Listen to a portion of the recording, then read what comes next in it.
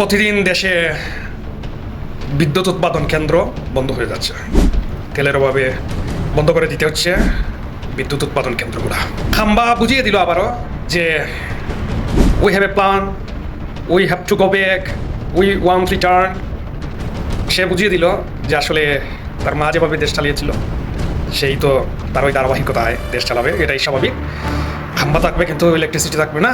জনগণ আজকে ভোগান্তিতে মাঠে নেমে প্রতিবাদ জানাচ্ছে। কারেন্ট নেই, শেষ ভরসা হয়ে দাঁড়িয়েছে হারিকেন। সেই আগের যুগের হারিকেন হয়েছে এখন শেষ ভরসা। কিন্তু হারিকেনই বা জ্বলবে কয়দিন যদি কেরোসিনও শেষ হয়ে যায়?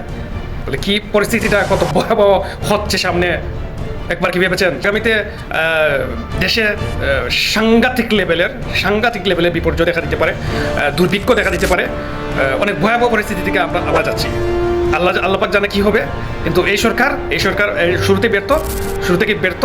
এই সরকার কোনো কিছুই করতে পারবে না দেশের জনগণের জন্য। এটাই বাস্তবতা, এটাই মেনে নিতে হবে।